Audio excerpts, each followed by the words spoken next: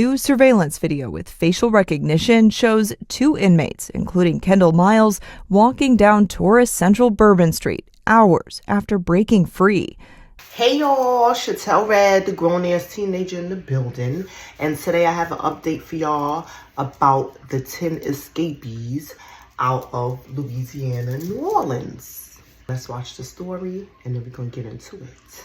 Video captures investigators arresting the fourth of 10 Orleans jail escapees. State troopers captured Price on Good Drive in the east. He was booked, Gary Price, for attempted murder before his escape, and now state troopers say they'll take him to a facility outside the area. We were able to get some surveillance video that really captured the entire ordeal this afternoon. Around 6:30 or so, you really could see a good view of that home on Good Drive, Prentice Avenue, and then at Price exiting out of the home and officers surrounding the entire property. Price is then seen exiting with his hands up, surrendering to officers when he was told to get down on the ground. Now, Price was wanted for his connection to an attempted first-degree murder case, and this is the first inmate escapee arrest that police have been managed to make since this past Friday. 6 more inmates still at large. All right, thank you, Andres. And here is who investigators are still hunting tonight. Derek Groves, a convicted murderer. Antoine Massey, an accused domestic abuser with a history of escapes.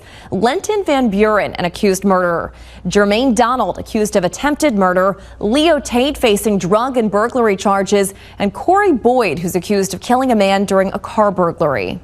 On here, talking about the 4th inmate that got caught. Fuck around and found out. 5 of them got caught. So we have another one. 19-year-old Corey Boyd, and that's the picture that they had there of that arrest taking place. Also hearing from the Attorney General there in Louisiana saying captured inmate Corey Boyd is now back in custody. He was originally incarcerated on charges of second-degree murder, attempted second-degree murder, and aggravated battery. He will now face additional charges related to that escape. He is the 5th to be caught. He was briefly spotted last Friday, hours after the jailbreak happened in the French Quarter on surveillance camera video. Boyd, though, has since been taken into custody by a task force that surrounded an apartment building there in the city. His recapture leaves 5 fugitives still on the loose just 4 days after they escaped that New Orleans jail. Officials in Louisiana have made the first arrest following one of the state's largest jailbreaks. The state attorney general charging jail maintenance worker Sterling Williams with malfeasance of office and 10 counts of simple escape. That's 1 count for each of the inmates who got away last week. The AG saying that Williams turned off the water in the cell where the inmates opened a hole, which allowed them to reach a loading dock door. Video shows them running out of that door and then getting away.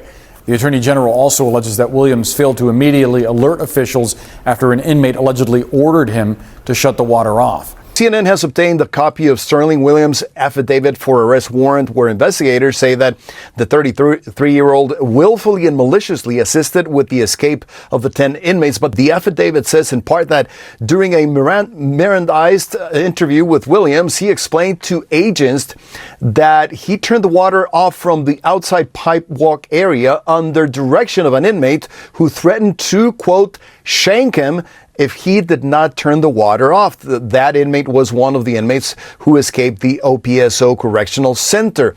According to Louisiana Attorney General Liz Muriel, Williams was employed as a maintenance worker at the sheriff's office. Attorney General Muriel also said in a statement that Williams admitted to agents that one of the escapees advised them to turn the water off in the cell where the inmates escaped from. Instead of reporting the inmate, this statement says, Williams turned the water off as directed, allowing the inmates to carry out their scheme to successfully escape.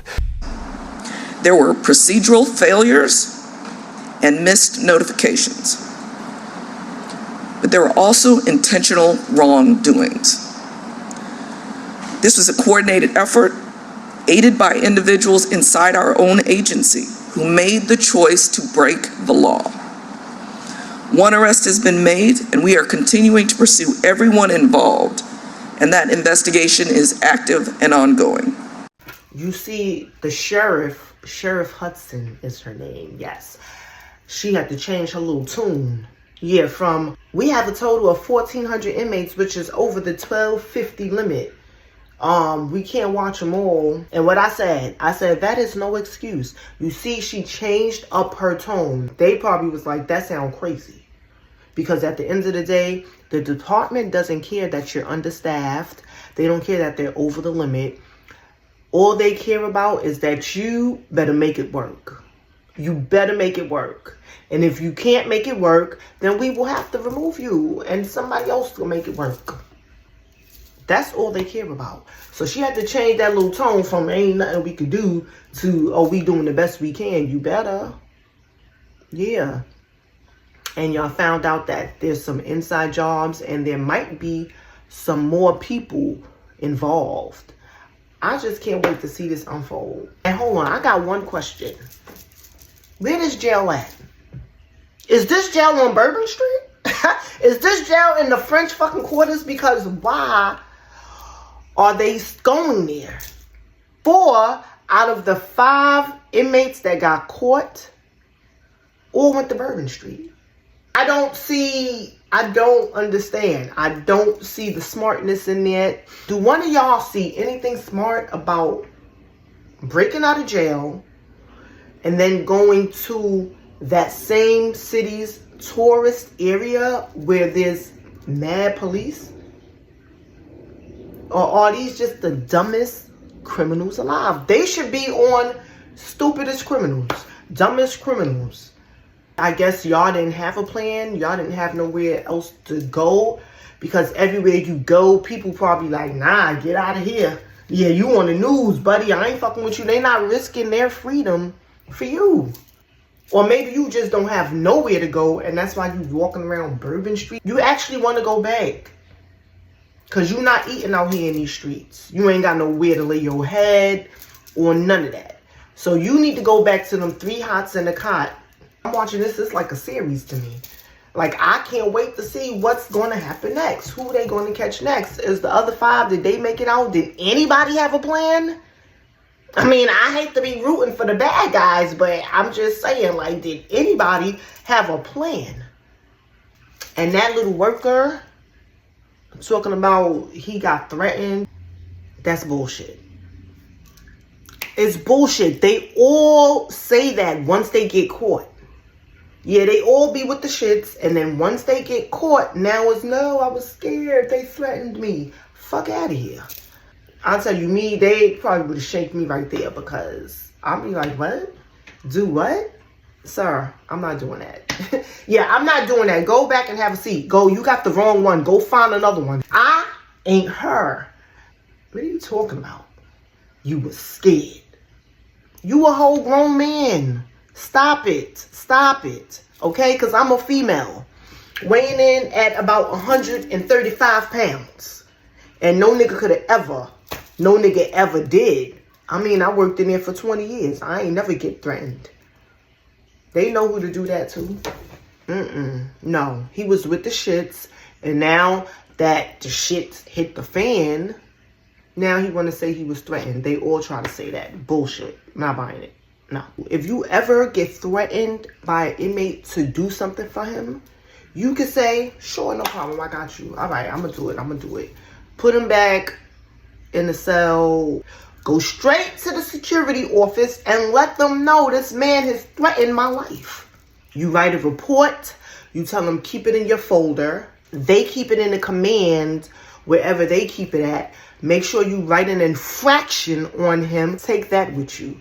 An infraction, for those who don't know, is a ticket. You write a ticket for inmates when they break the rules. Because infractions, they have to get interviewed by the supervisor and they have to sign it. So now I got your signature on that infraction of you threatening me. I got the report in my folder of you threatening me.